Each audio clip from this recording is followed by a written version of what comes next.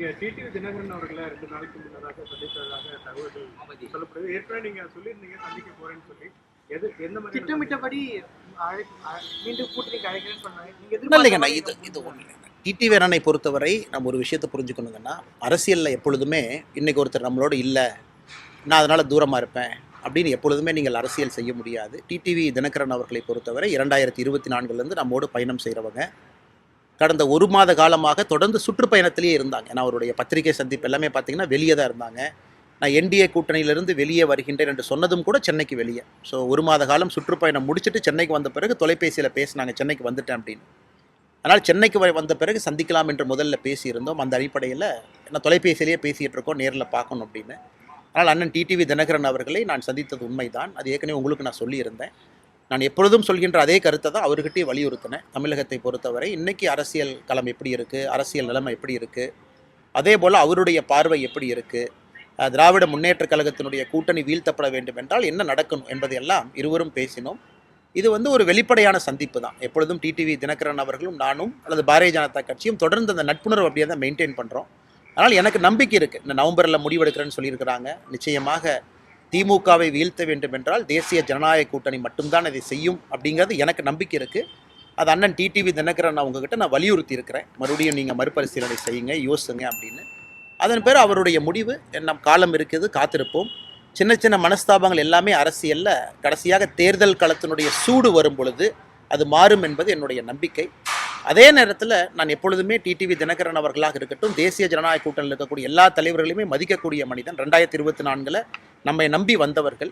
அதனால் ஒரு பொது வெளியில் சில வார்த்தைகள் அவர்களை காயப்படுத்தும் விதமாக இருக்கக்கூடாது என்பதையும் நான் தெளிவாக இருக்கின்றேன்.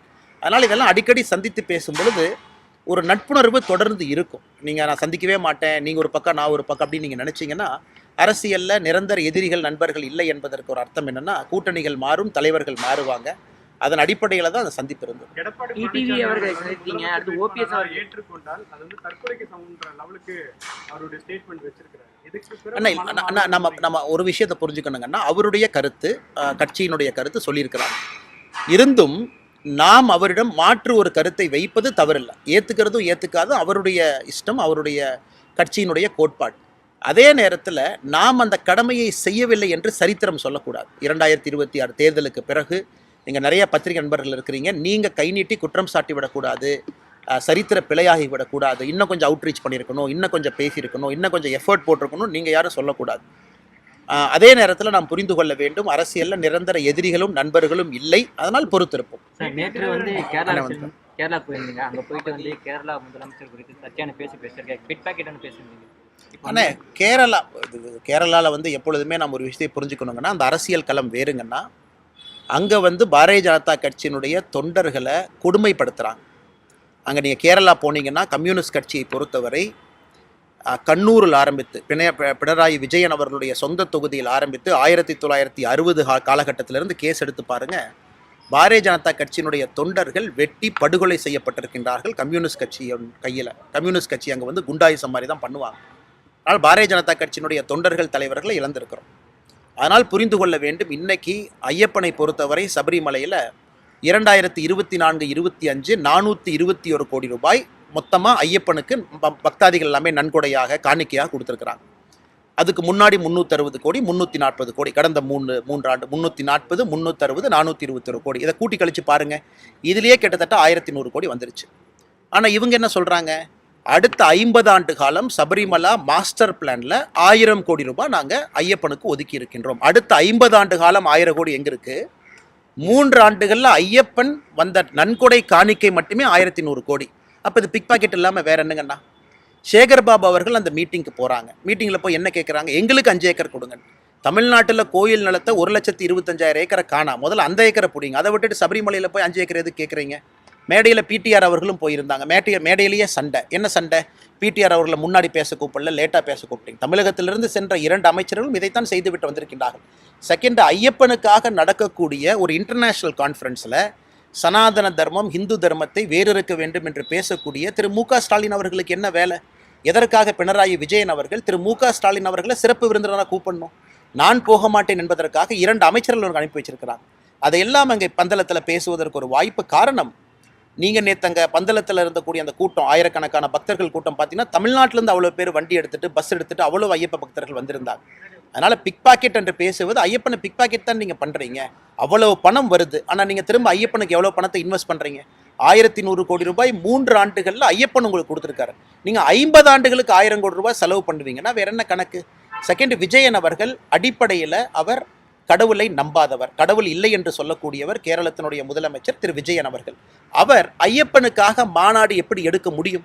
எதற்காக ஐயப்பனுக்காக மாநாடு எடுத்தார்? இதே விஜயன் 2018-19 ஆயிரக்கணக்கான பாரதிய ஜனதா கட்சியினுடைய தொண்டர்கள் மீது கேஸ் போட்டிருக்கிறாங்க. அதே பந்தளத்தில், அதே சபரிமலையில், அதே பத்தனந்திட்டால. காரணம் எதற்கு? உச்சநீதிமன்றத்தினுடைய தீர்ப்பை எதிர்த்து போராட்டம் செய்ததற்காக. அப்படி இருக்கும் பொழுது இந்துக்களுக்காக நான் இருக்கின்றேன் என்று அவங்க சொல்லும் பொழுது நான் கடுமையான வார்த்தைகளை பயன்படுத்தி இருந்தால் என்ன தப்பு? அதனால் மேடை நாகரிகத்தில் என்ன சொல்லணும் அதை மட்டும்தான் சொன்னது. கேரளாவில் புதிது கிடையாது. இதற்கு முன்பு வழக்கு போட்டிருக்கிறாங்க. போன முறை தேர்தல் பிரச்சாரத்தின் போதும் கூட போட்டாங்க. இந்த முறையும் போடுவாங்க, பார்த்துக்கலாம். ஓபிஎஸ் அவர்களை சந்திக்கிறதுக்கு எதுவும் திட்டம் வைத்திருக்கீங்க? டிடிவி சந்திச்சிருக்கீங்க, அடுத்து ஓபிஎஸ். ஆனால் ஓபிஎஸ் அண்ணனையும் சந்திக்கணுங்கன்னா ஓபிஎஸ் அண்ணன் வந்து ஏன்னா என்னை பொறுத்தவரை பரஸ்பரமாக எல்லோரையுமே சந்திக்கணும், இல்லை சந்திக்கக்கூடாது அப்படின்னு ஒன்றும் இல்லை. நிறையா ட்ராவலில் இருக்காங்க. அண்ணன் வந்து நிறைய வெளியே இருக்காங்க இப்போ அதிகமாக. அதே போல் அவரு சுற்றுப்பயணத்தில் முடிச்சுட்டு வரும்போது சந்திப்போங்கண்ணா. சார், இப்போ நீங்கள் தான் வந்து முதல் முறையாக தமிழ்நாட்டு முதலமைச்சர் வெளிநாட்டு போகும்போது தான் வெளிநாட்டில் முதலீடு செய்ய போகிறார் அப்படின்னு தொடர்ச்சியாக பேசியிருக்கீங்க. இப்போ அதே கருத்தை விஜயும் பேசியிருக்காரு, வெளிநாட்டில் முதலீடு. ஆனால் விஜய் அவர்கள் பேசிய கருத்தை நான் வரவேற்கிற காரணம் என்னென்னா, இதனுடைய சரித்திரம் அப்படிப்பட்ட சரித்திரம். இதற்கு முன்பு வெளிநாடு போகும் பொழுது பிரைவேட் ஜெட்டில் ஆடிட்டரை கூட்டிகிட்டு போனாங்க. துபாய்க்கு முதலாக சென்ற பொழுது திராவிட முன்னேற்ற கழகத்தினுடைய குடும்பத்தினுடைய ஆடிட்டராக இருக்கிறவங்க அதற்கு முன்னாடி ஒரு நாள் முன்னாடி பிரைவேட் ஜெட் ஃப்ளைட்டில் போனாங்கன்னா மேனிஃபெஸ்டோ ரிலீஸ் பண்ணோம். எந்த ஜெட்டில் போனாங்க, 6 பேர் யார் போனாங்க. அப்படி இருக்கும் பொழுது முதலமைச்சர் அவர்கள் செல்வதற்கு ஒரு நாள் முன்னாடி குடும்பத்தினுடைய ஆடிட்டர் செல்லும் பொழுது பிரச்சனை வருது. நோபல் ஸ்டீல் அப்படிங்கிற நிறுவனத்தை நம்ம பேசணும். அந்த நிறுவனத்திற்கு 1000 கோடி ரூபா பணம் வருதுன்னு சொன்னாங்க. அந்த நிறுவனத்தில் எப்படி சில பேர்த்துக்கு அன்பில் மகேஷ் பொய்யாமொழி அவர்களுக்கு தொடர்பு இருக்குது அப்படிங்கிறத பற்றி நம்ம பேசியிருந்தோம். பல விஷயங்கள் நம்ம பேசியிருந்தோம். அதனால் நாம் ஆதாரத்தின் அடிப்படையில் இதற்கு முன்பு முதலமைச்சர் அவர்கள் சிங்கப்பூர், ஜப்பான், துபாய், ஐரோப்பிய நாடுகள் போகும் பொழுதெல்லாம் நாம் கேட்பது வெள்ளை அறிக்கை கொடுங்க. அதனால் இந்த ட்ரிப்பை பொறுத்த வரைக்கும் அவர் 2 பக்கம் போயிருக்கார். ஜெர்மனி போயிருக்கிறாரு, யூகே போயிருக்கிறார். அதனால் விஜய் அவர்கள் இன்றைக்கி அதை பற்றி பேசுகிறாங்க அப்படின்னா திராவிட முன்னேற்ற கழகத்தினுடைய பழைய சரித்திரம் அந்த மாதிரி. அதை அவர்கள் இல்லை என்று மறுத்தால் வெள்ளை அறிக்கை விடணும். இதுக்கு முன்னாடி துபாய்க்கு போனோம், சிங்கப்பூருக்கு போனோம், ஜப்பானுக்கு போனோம், என்ன கையெழுத்து போட்டோம், எவ்வளோ பணம் வந்துச்சு. இன்றைக்கி ஒரு விஷயத்தை புரிஞ்சுக்கணும்.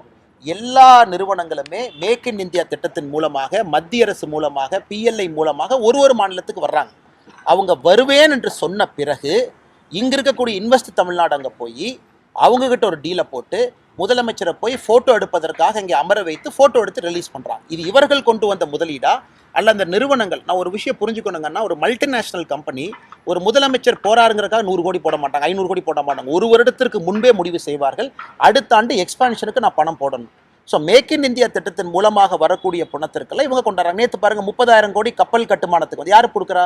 கொச்சின் ஷிப்யார்டு, மத்திய அரசுடைய நிறுவனம். மஸ்டாங் ஷிப்யார்டு, அதுவும் மத்திய அரசுடைய நிறுவனம். மத்திய அரசுடைய நிறுவனம் இன்னைக்கு தமிழ்நாட்டில் பணம் போட்டாலும் கூட அது இவங்க கொண்டாடுறாங்க. கொண்டாடுவது தவறு கிடையாது. மத்திய அரசினுடைய நிறுவனத்தினுடைய பணம்னு சொல்றதுக்கு என்ன பிரச்சனைங்கன்னா, 30,000 கோடி கப்பல் கட்டுமானத்திற்காக வரக்கூடிய பணம் பப்ளிக் செக்டர் யூனிட் PSU, மத்திய அரசினுடைய PSU, அதையும் சொல்ல மாட்டாங்க. அதை மறைச்சு தனியார் நிறுவனம், வேறொரு நிறுவனம் எதுக்கு பொய் சொல்லணும்? திரு TRB ராஜா அவங்க இருக்காங்க, இண்டஸ்ட்ரீஸ் மினிஸ்டர். அந்த ட்வீட்டை பாருங்க. 30,000 கோடி எங்கிருந்து வந்துச்சுங்க? மத்திய அரசினுடைய PSU இல்லாமல் யார் பணம் கொடுத்தாங்க?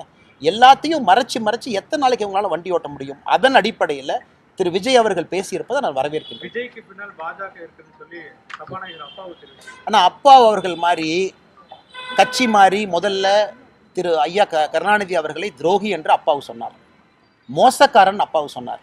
இன்னைக்கு அதே அப்பாவு அவர்கள் இந்த பக்க குட்டியாக்காரன் அடித்து வந்து இன்னைக்கு வந்து ஸ்பீக்கராக உட்காந்துருக்கிறாங்க. இந்தியாவில் ஒரு ஸ்பீக்கர் அரசியல் செய்கிறாருன்னா முதல் இடத்துல அப்பாவு தான் இருப்பார். இன்னைக்கு சட்டமன்றத்தில் உண்மையை சொல்ல வேண்டும் என்றால் முதலமைச்சர் பேசுவதை விட திமுகவுக்கு ஆதரவாக அப்பாவு தான் பேசுகிறார். யாராவது பாரதிய ஜனதா கட்சியினுடைய 4 MLAக்கள் எந்திரிப்பதற்கு முன்பே அப்பாவு அவர்கள் பதறி போய் 4 பேர்த்தையும் பேச விட மாட்டார். அதனால் இவர் அரசியலை பற்றி பேசாமல் இருப்பது அவருக்கு நலம். இன்னைக்கு அவருடைய சொந்த ஊர் அதெல்லாம் போய் பாருங்க என்ன அட்டூழியம் பண்ணிட்டு இருக்காருன்னு. அதனால் தமிழ்நாட்டில் யாராவது குரல் கொடுக்க ஆரம்பித்தா BJP B team முதல்ல இதிலிருந்து வெளியே வரணும். விஜய் அவர்களுக்கு அவருக்கு தொண்டக்குழி இருக்குது, அவருக்கு நாக்கு இருக்குது, அவருக்கு வாய் இருக்குது, அவர் பேசுவார். பாரதிய ஜனதா கட்சி வாடகை வாய் யாருக்கும் கொடுக்க வேண்டிய அவசியம் இல்லை.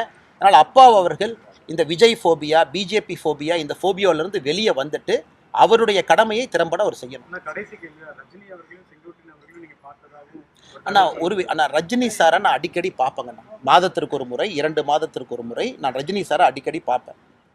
அதை நான் வந்து ஒரு சமூக வலைதளத்தில் சூப்பர் ஸ்டார் அவங்கள போய் பார்த்தேன், இப்படி பார்த்தேன். சூப்பர் ஸ்டார் அவர்கள் எனக்கு தலைவர். அவர் வந்து நான் வந்து ஒரு சினிமா நடிகராக பார்க்கல. அவர் எனக்கு ஆத்மார்த்தமான நட்பு இருக்கக்கூடிய ஆன்மீகத்தின் அடிப்படையில் முதல்ல இருந்து பழக்கம் இருக்கக்கூடிய மனிதர். அவரையும் சமீபத்தில் சந்தித்தேன். எதற்கு? அடிக்கடி நாங்கள் சந்திக்கிறது தான். அதனால் இன்னைக்கு வந்து நண்பர்கள் புதிதாக இவங்களை பார்த்தாங்க, அவங்கள பார்த்தாங்க, அப்படி பார்த்தாங்க. சூப்பர் ஸ்டார் அவர்களை அடிக்கடி சந்திப்பது வழக்கம். அவர் ஆன்மீகத்தை பற்றி பல விஷயம் சொல்லுவார், யோகாவுக்கு போகுன்னு சொல்லுவார், இங்கே போங்கன்னு சொல்லுவார். அது எப்பொழுதும் ஒரு தலைவராக அறிவுரை கூடுவார். அப்படித்தான் அவரை நான் பார்க்குறேன், ஒரு குருவாக பார்க்கின்றேன். அதனால் அவரை தயவு செய்து அரசியல் களத்துக்கு இழுத்துட்டு வந்து அவரை போய் பார்த்தாங்க, இவங்கள போய் பார்த்தாங்க. அதே நேரத்தில் எதை செய்தாலும் கூட வெளிப்படையாக செய்யக்கூடியவன் நான். இன்றைக்கும் பாரதிய ஜனதா கட்சியினுடைய தலைவர்கள் திரு நட்டா ஐயா அவர்களிலிருந்து சந்தோஷி அவங்ககிட்ட வரைக்கும் வெளிப்படையாக என்னுடைய கருத்துக்களை தொடர்ந்து பேசிட்டு தான் இருக்கேன். அதனால் யாரையும் போய் ஒளிந்து போய் பார்க்கணும், பின்னாடி போய் பார்க்கணும். தனிப்பட்ட முறையில் ஒருத்தரை சந்திக்கும் பொழுது நான் வெளியே எப்பவுமே அதை பப்ளிசைஸ் பண்ணுறதில்ல. இப்போ ரஜினி ஐயாவை சந்திப்பது எதற்கு பப்ளிசைஸ் பண்ணணும்? நீங்கள் அடிக்கடி போய் சந்திக்கும் பொழுது அது நட்பு, அது அரசியல் கிடையாது. அதனால் தயவு செய்து நண்பர்கள் இந்த யூகத்தை எல்லாம் போட்டு முடிச்சு போட்டு இதுவும் அதுவும் பேச வேண்டாம் என்று பணிவோடு கேட்டுக்கொள்கிறேன். நேற்று வந்து இந்தியா முழுவதும் வந்து GST 2.0 வந்து அமல்படுத்தப்பட்டது. ஆனால் அகில இந்திய காங்கிரஸ் மல்லிகார்ஜுன் கார்கே என்ன சொல்லியிருக்காருன்னா, கடந்த 10 ஆண்டுகள் வந்து 55 லட்சம் கோடி என்ன ஆயிடுச்சு, மத்திய அரசு அந்த விளக்கம் சொல்லணும். அப்புறம் இது வந்து தேர்தல் அரசியலுக்காக தான் இது பண்ணுறாங்க, தமிழ்நாடு, பீகார். ஆனால் திரு மல்லிகார்ஜுன கார்கே அவர்கள் ஒரு விஷயத்தை உணர்ந்து கொள்ள வேண்டும். இது பத்திரிகை நண்பர்கள், இது முக்கியமான கேள்விங்கண்ணா. காங்கிரஸ் கட்சி முதலாக ஜிஎஸ்டியை கொண்டு வர்றோம் அப்படின்னு சொன்ன பொழுது எல்லா மாநிலங்களும் என்ன கேட்டாங்கன்னா, ஜிஎஸ்டி கொண்டு வந்தீங்கன்னா எங்களுக்கு வருமானம் குறைஞ்சிரும், எங்களுக்கு கான்ஸ்டியூஷனல் கேரண்டி கொடுங்க. காங்கிரஸ் கட்சி கொண்டு வரல. எப்படி நம்ம கான்ஸ்டியூஷனல் கேரண்டி கொடுக்கறதுன்னு. ஆனால் மோடி அவர்கள் வந்த பிறகு 4 ஆண்டுகள் 2017-18 நாம் காங்கிரஸ் அறிமுகப்படுத்த நினைத்த குட்ஸ் அண்ட் சர்வீஸ் ஜிஎஸ்டியை நாம் கான்ஸ்டியூஷனல் கேரண்டியோட சொன்னோம். சரி, 2022 வரைக்கும் ஒரு மாநிலத்திற்கும் 14% உங்களுக்கு வரியினுடைய வளர்ச்சியை உறுதிப்படுத்துகிறோன்னு சொன்ன பிறகு எல்லா மாநிலங்களும் ஒருமித்த கருத்துக்கு வந்தாங்க, நம்ம கொண்டு வந்தோம். ஸோ மல்லிகார்ஜுன கார்கே அவர்கள் புரிந்து கொள்ள வேண்டும், ஐடியா கொடுக்கறது முக்கியம் இல்லைங்க, உறுதிப்பட ஐடியாவை இம்ப்ளிமெண்ட் பண்ணுறது முக்கியம். மோடி அவர்கள் செஞ்சுருக்கிறாங்க. அன்னைக்கு இந்தியாவிற்கு ஏன்னா 18 டேக்ஸை கம்பைன் பண்ணுறீங்க. மாவட்டத்துக்கு ஒரு டேக்ஸ் இருக்குது, மாவட்டத்துக்கு டேக்ஸ்லேருந்து மாநிலத்துக்கு இருக்குது, தேசத்துக்கு இருக்குது. 18 டேக்ஸை எப்படி நீங்கள் சிங்கிள் டேக்ஸாக பண்ண முடியுங்கன்னா, அன்னைக்கு நமக்கு 4 அடுக்கு தேவைப்பட்டது. 18 டேக்ஸை நீங்கள் ஜிஎஸ்டிக்குள்ளே கொண்டு வரும் பொழுது 4 அடுக்காக கொண்டு வந்தோம்.